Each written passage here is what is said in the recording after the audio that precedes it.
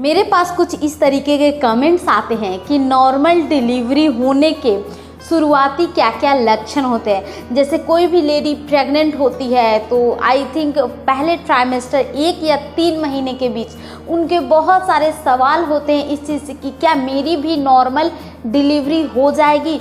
तो उन सारे सवालों के जवाब इस वीडियो में मैं देने वाली हूँ। गाइज, मैं कोई डॉक्टर नहीं हूँ, जस्ट मैं अपने एक्सपीरियंस के बिहाफ पे आप लोगों के साथ शेयर करूँगी। बिकॉज मेरी नॉर्मल डिलीवरी हुई है और मुझे मेरा जो बेबी बॉय है वो 2 साल का है अभी। तो चलिए गाइज, वीडियो स्टार्ट करते हैं। मैं हूँ श्वेता और इस चैनल पे मैं आप सभी के साथ अपनी प्रेगनेंसी डिस्कस करती हूँ। तो सबसे इसके अंदर 6 पॉइंट मैं डिस्कस करूँगी।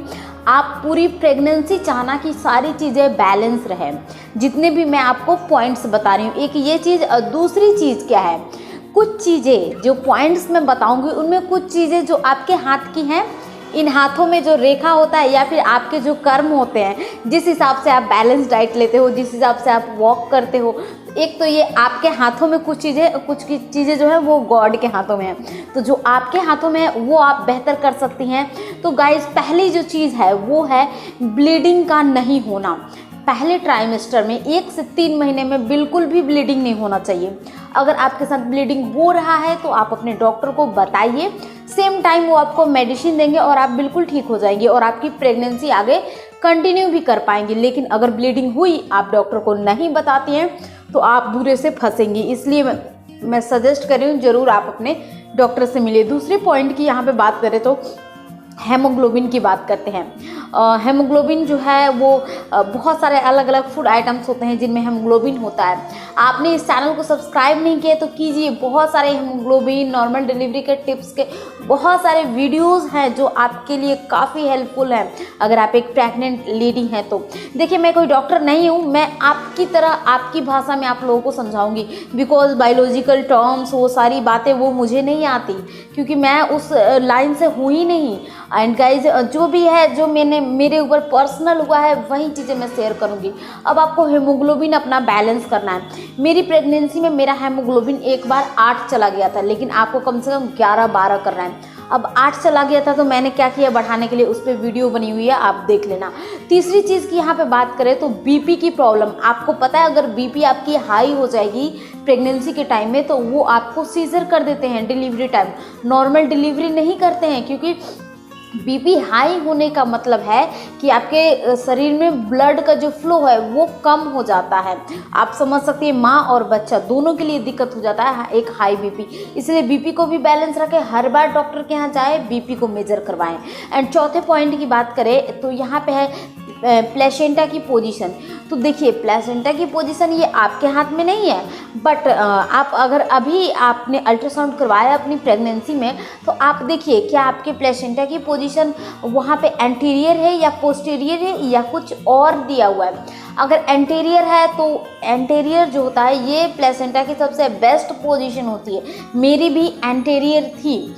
पोस्टीरियर है, ये भी अच्छी है, इसमें भी नॉर्मल डिलीवरी बहुत सारे होते हैं। इसके अलावा कुछ प्लेसेंटा की पोजीशन लो लाइंग होती है, 2-4 और भी अलग अलग पोजीशंस होती है। उनमें से कोई भी है तो अभी से ही सतर्क हो जाइए और एक सही डॉक्टर का चुनाव कीजिए जो आपकी नॉर्मल डिलीवरी ही करे। 5th पॉइंट की बात करें तो पानी की कमी। देखिए, आपको अपनी प्रेगनेंसी में पानी का कमी कभी भी नहीं होना चाहिए। अगर पानी का कमी हो रहा है तो इस केस में आप समझ सकते हो लास्टली क्या होता है कि जब आप 8 या 9 मंथ में होते हो तो आपका पेट बहुत ज़्यादा निकला रहता है, ठीक है, और पानी कम है, बेबी का ग्रोथ पूरा हो चुका है, सब कुछ उसका डेवलप हो चुका है पूरी तरीके से।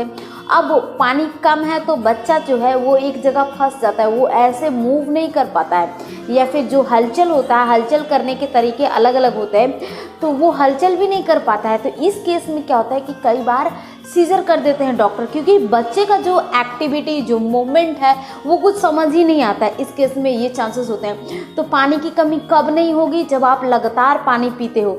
लेकिन अगर आपको अभी पानी की कमी हुई है तो इस पर भी एक वीडियो मैंने चैनल पे बनाई है, आप डाला करो ना, कुछ भी सर्च करना चाहते हैं, जैसे कि पानी की कमी प्राइम मॉम लिख दिया करो, जैसे कि हेमोग्लोबिन जानना है तो हेमोग्लोबिन प्राइम मॉम लिख दिया करो, normal delivery tips prime mom लिख दिया करो, साथ में सर्च में normal delivery tips prime mom, पानी की कमी प्राइम मॉम, आप इस तरह से लिख सकते हैं हेमोग्लोबिन की कमी, प्राइमम, सबसे टॉप में मेरी वीडियो आएगी और आप उसे वॉच करना, वहाँ पे बहुत कारगर तरीके बताए गए हैं। जाने से पहले मैं छठे पॉइंट को ज़रूर बता दूँ, ये होता है हेड डाउन पोजीशन। देखिएगा यूट्यूब पे बहुत सारी वीडियोस पड़ी हुई हैं कि जो हेड डाउन करने के अलग अलग टिप्स देते हैं, अलग अलग तरीके देते हैं, जो कि सारे बकवास हैं। चाहे आप मैनुअली करवाएं, चाहे अपने डॉक्टर से करवाती हैं, चाहे बाई मशीन के थ्रू करवाती है, या फिर आप दूर दराज गांव में रहती हैं तो वहाँ की कोई करने वाली नीम हकीम वाली कोई लेडी है जिससे आप करवाती हैं। मैनुअली आप अगर करवाते हो तो वो बहुत दर्द होता है, ठीक है। मैंने एक ऐसी लेडी से बात की जिन्होंने मैनुअली करवाया था, हालांकि बच्चे को कुछ नहीं हुआ, भगवान का शुक्र है, लेकिन आप ऐसे रिस्क मत लेना।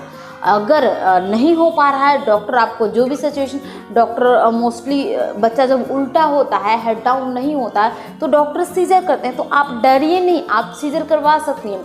सीजर डिलीवरी से क्या होता है, सबसे बड़ा बेनिफिट है माँ और बच्चे दोनों को सुरक्षित बचाया जाता है। आप बचाइए, एक बात आप सोचिए, बच्चे का हेड डाउन नहीं है, फिर भी आप नॉर्मल डिलीवरी करवा रहे हैं, क्या पता बच्चे को कुछ हो जाए, बच्चे के ऐसी नस या हाथ पैरों में कुछ हो जाए जो इन फ्यूचर हमेशा के लिए बच्चे के साथ हो, तो कितना बुरा लगेगा। इसलिए मैं कई बार बोलती हूँ कि आप घबराइए नहीं, सही डॉक्टर का चुनाव कीजिए, वो जो बोलता है उसके सारे टिप्स को फॉलो कीजिए। जाने से पहले एक चीज़ मैं बता दूँ गाइज, अगर वीडियो को ज़रूर लाइक कीजिएगा, आपके लाइक से हमें बहुत मोटिवेशन मिलती है, और आप किस टॉपिक पे वीडियो चाहते हैं वो मुझे कमेंट कीजिएगा, तभी मुझे पता चलेगा और नेक्स्ट टाइम वो वीडियो लेके आऊँगी। Thanks for watching, bye bye.